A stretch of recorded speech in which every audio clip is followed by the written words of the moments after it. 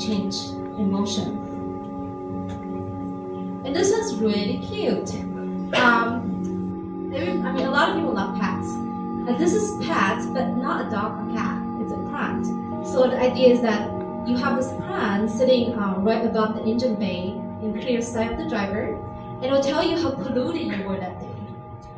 And then they also playing with this idea of like picking your pets out, walking your dog. So every time you're picking out your plant, you're walking your plant. And look at the design, it's beautiful. I love this one. It's a nuclear fusion motorbike. I love the idea that utilize two inexhaustible natural elements, deuterium and tritium, allow a sustainable ride for the future. And this is a flying motor sports car by Audi. It's kind of combining with this raciness of motorcycles and the sleekness of the aircraft. And look at the design, it's beautiful. And this is a flying mouse. So apparently humans love to fly, or at least in the air. So let's look at this next one. How about this one? It's a cloud sofa. So the idea is the bottom part is a magnetic piece, and it generates enough magnetic force to hold the sofa in the air. So you can literally floating in your own personal sofa. And this one, how many of you are bookworms? I'm sure a lot of you are out there.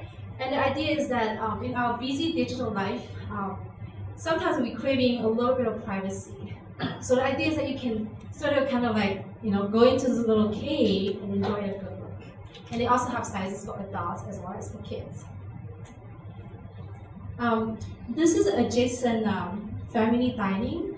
The idea is also kind of is there the technology explosion, and we're so busy, but this is trying to bring back the idea of the traditional family dining, how important is that is, to enjoy your family life. And this is a 6-person dining set, glow with the white light from the above and blue at the below, and then the whole thing can also fold into a ball if you're not using it. This is also another really cute one. It's a digital pet plant. It can measure your plant's health, and then also based on that data, your plants will show their digital emotions. I'll do a smiley face or frowning faces at the LED monitor. I think it's on the left side. And I love this one. I always have a passion about educating the kids about energy cost. The idea is this is a little piggy bank, and you plug one side into the wall, and you plug the device into the nose, and you feed the meter. It will help you monitor 30 minutes of electronic device usage. This is a very simple design. It's very useful. A lot of people probably already know that Edison will tell you if you leave your device on, even though you don't turn them on, they actually use the images. Right, so this is a device, it actually physically cuts off the power, when you leave your device on, even though you didn't turn on the actual device. And this one is the world's lightest cashier register. It can program menus. This is a device can install on the restaurant table, and wireless charging, and there's various payment options. This is a portable PC with projectors. I'm sure a lot of you here are flying all the way to Hong Kong for the conference. So imagine if you have this portable PC with a projector. On the airplane, you can literally project to the back of the front seat, and you can start working. Nokia AAA Phone. I love this concept design because it's a design that the phone will actually adapt into your needs throughout the day. So it uses a liquid battery, has speech recognition, it's a flexible touch screen, and has a touch sensitive body that it understands and adjusts to the environment. In Nokia Morph, this is probably the coolest phone design, custom phone design out there. The idea is using nanotechnology, and it also opens us this whole window of opportunities like using technology for other devices. So this is a phone that literally you can transform to any shape, like to a bracelet, to a necklace, to a regular phone. You can also take a shot of your purse and instantly change the skin to the phone that matches the purse. And this is a very easy way to become a superhuman. So by wearing these glasses, you instantly expand your peripheral vision of human level 180 degrees. Belong EverCare Medical Coach. So there's this whole trend of like, how do you better manage your personal health and your family health? So this little device can sit on your bedside and stores your physical medicines, and it also syncs your medical records and prescriptions straight from the doctor's office, and holds your whole family's medical records. It also reminds you of appointments and times you need to take pills. So we have looked at quite a whole series of different concept designs for the future. So what are some of the trends that you notice? There's a whole trend about how to design for a better and sustainable environment. Like most of concept cars or bikes, they're trying to utilize some kind of alternative energy. And there's also this multimedia, multifunctional device and display. It gets lighter and smaller, and a lot of them go into wearable art. And as this whole digital explosion, humans are naturally craving for a little privacy. We want to unplug and retreat. And there's also a lot of like talks and books now kind of talking about like, how do you sort of, don't forget about your family, don't forget about your loved ones, like your computer is important, but you also need to kind of unplug. So there's a lot of designs in that too. Like humans naturally craving for a sense of balance. And there's this whole holistic, more efficient way of managing your personal or family health. And obviously the style and personalization, like the cars we see, the first one I show you. And this is a video that I would like to play for a minute. And then can we go to a slide? What now? Yeah, this supposed goes to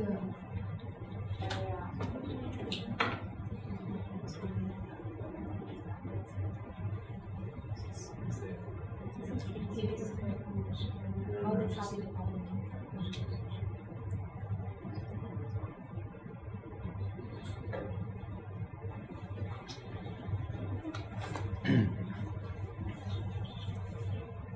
So this is a video that Microsoft just released actually like already a month ago. And I'm just gonna show you a minute of this. Let's go to like 30 seconds.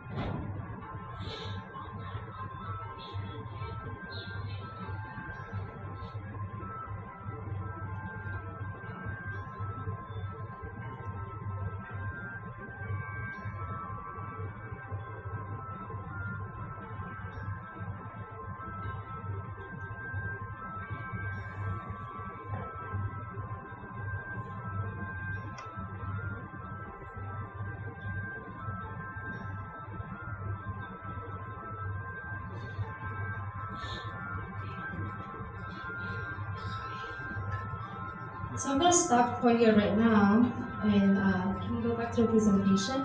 This video is online. I think it's called Productivity Future Technology.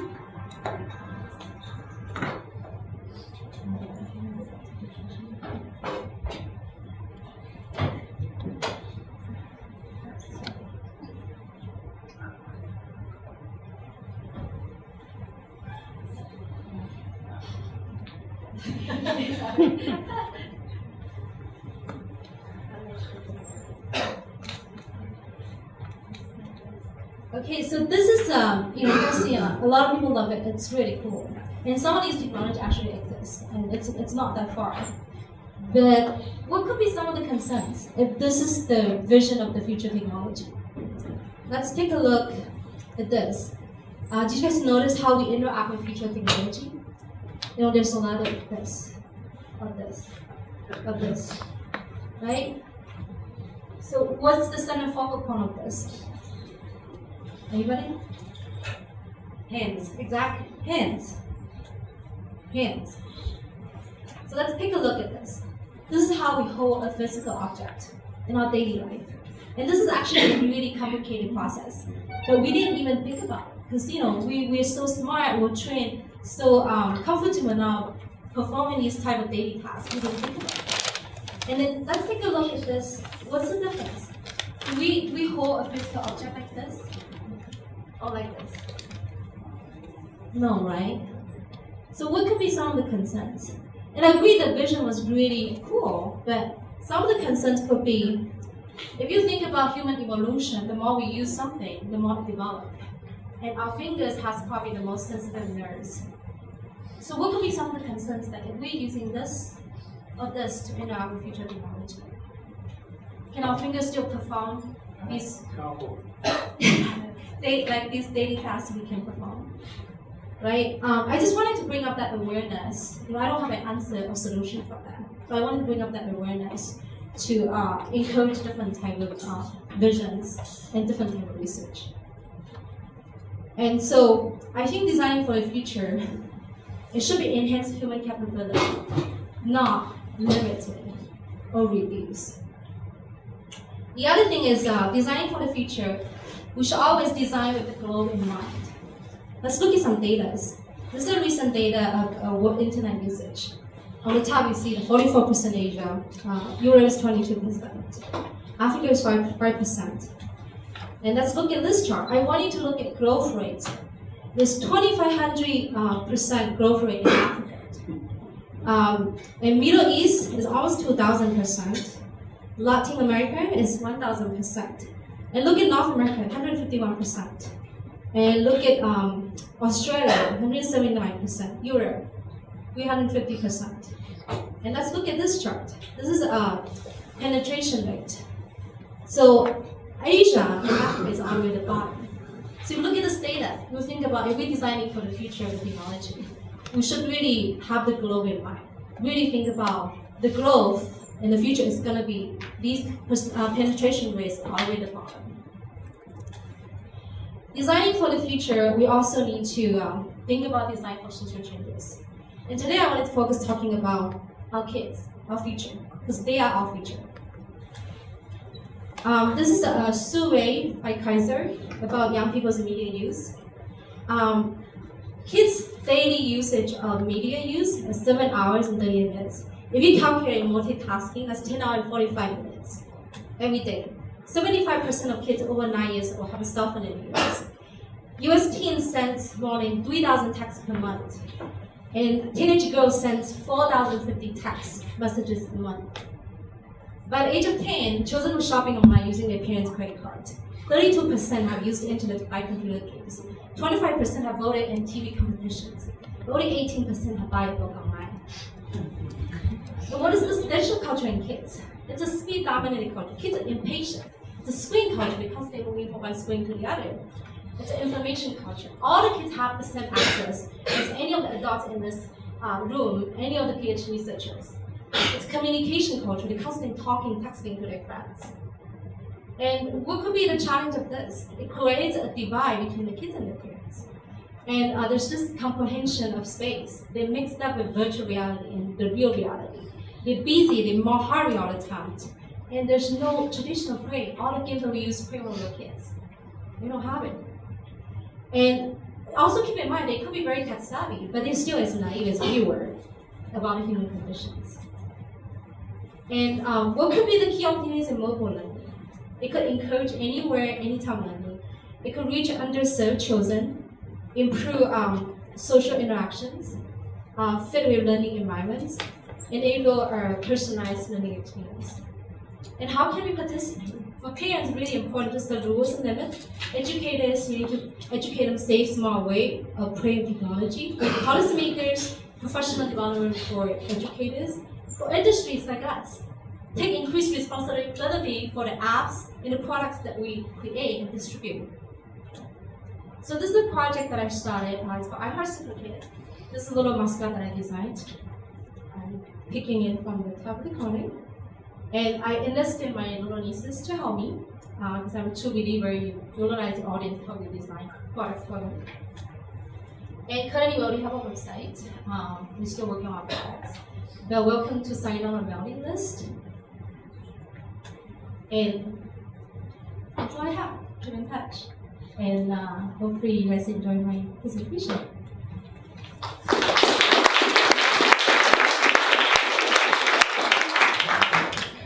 Thank you very much, Amy Lee.